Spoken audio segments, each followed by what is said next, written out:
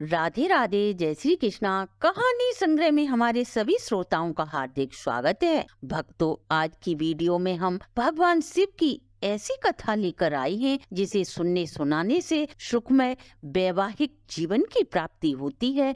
वह भगवान भोलेनाथ की कृपा से सुख और सौभाग्य में वृद्धि होती है। कथा श्रवण करने से पूर्व यदि आप हमारे चैनल पर नए हैं तो सब्सक्राइब करें, वीडियो को शेयर एंड लाइक अवश्य करें। संपूर्ण जानकारी के लिए वीडियो को अंत तक जरूर देखें। कथा कहानी के अनुसार प्राचीन काल में भद्राय नाम का एक प्रजापालक राजा राज्य करता था। उनकी पत्नी का नाम कीर्तिमालिनी था। राजा रानी दोनों ही भगवान शिव के परम उपासक थे। एक बार बसंती ऋतु में राजा और रानी दोनों वन में प्रकृति सौंदर्य को देखने के उद्देश्य से विहार कर रहे थे। इधर भगवान शिव अपने भक्तों की परीक्षा लेने के लिए द्विज दंपत्ति का रूप धारण कर लीला करने के उद्देश्य से खुद ब्राह्मण तथा माता पार्वती ने ब्राह्मणी का रूप धारण कर वे उसी स्थान पर पहुंचे जहां राजा भद्राय और रानी कीर्तिमालिनी एक स्थान पर सुखपूर्वक वार्तालाप कर रहे थे। भगवान शिव ने वहां माया रूपी एक व्याघ्र को उत्पन्न कर भगवान शिव ने लीला दिखाना आरंभ की। वे दोनों ब्राह्मण ब्राह्मणी व्याघ्र के डर से बचाओ बचाओ कहते भाग रहे थे। भागते भागते माता पार्वती और भगवान शिव राजा भद्रायु की शरण लेते हैं और वे राजा से व्याघ्र से अपने प्राणों की रक्षा की गुहार लगाते हैं। भयंकर व्याघ्र से ब्राह्मण और ब्राह्मणी की रक्षा करने के लिए राजा ने धनुष पर बाण चढ़ाया ही था, तब तक तो व्याघ्र ने अपने तीक्ष्ण पंजों में ब्राह्मणी रूपी पार्वती को दमोच लिया।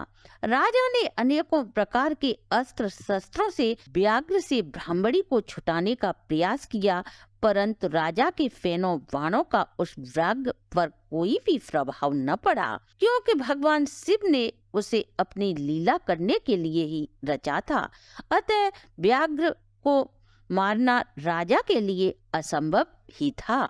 वह व्याघ्र ब्राह्मणी को अपने पंजों में दबाए घसीटता हुआ जा रहा था।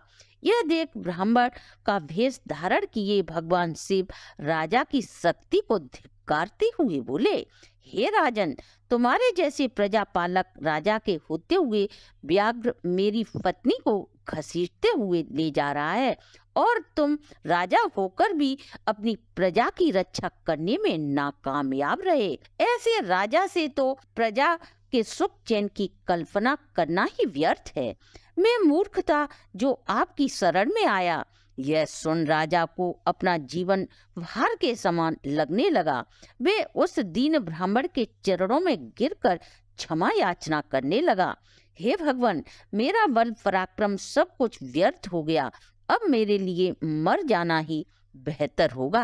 अब मेरा राज वैभव से मन हट गया है। हे ब्राह्मण देव, आप मेरे राज्य वैभव को स्वीकार करें और ब्राह्मणी के प्राणों की रक्षा न कर पाने के मेरे अपराध को क्षमा करें।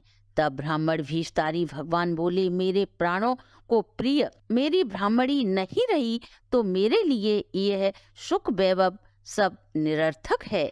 यह तो वही बात रही कि किसी अंधे को दर्पण दिखाना। यदि मुझे आप देना ही चाहते हैं तो आप मुझे अपनी पत्नी दे दें ताकि मैं अपनी पत्नी का दुख भूल सकूं। पत्नी के बिना मैं जीने की कल्पना भी नहीं कर सकता। ब्राह्मण के मुख से ऐसी बात को सुनकर राजा धर्म संकट में पड़ गया और राजा सोचने लगा, यदि मैं ब्राह्मण के प्राणों की रक्षा न कर सका तो मैं ब्राह्मण और ब्राह्मणी दोनों की हत्या का दोषी सिद्ध हो जाऊंगा और मुझे यह लोक व परलोक दोनों में कहीं भी शांति नहीं मिल सकती। अतः राजा पत्नी को दान में दे अग्नि में प्रवेश करने का निर्णय ले लेता है। यही सोचकर वह चिता तैयार कर पत्नी ब्राह्मण को सौंप देता है। भगवान शिव का स्मरण कर राजा भद्रायु जैसे ही अग्नि में प्रवेश करता है, वैसे ही भगवान शिव अपने प्रत्यक्ष रूप में प्रकट हो जाते हैं। भगवान शिव का यह रूप 5 मुख वाला था। मस्तक पर चंद्रमा शोभायमान था। लटाएं बिखरी हुई, हाथों में त्रिशूल, खड्गवान, पिनाहक तथा अभय मुद्रा डमरू धारण किए हुए वृषभ पर भगवान शिव आरूढ़ थे। उनका यह रूप करोड़ों सूर्य के समान तेज वाला था। अपने आराध्य देव को इस प्रकार प्रत्यक्ष पाकर राजा भद्रायु के आनंद की सीमा न रही। वह बार बार प्रणाम करते हुए नाना प्रकार से भगवान शिव की स्तुति करने लगा। आकाश से देवता पुष्पों की वर्षा करते हैं।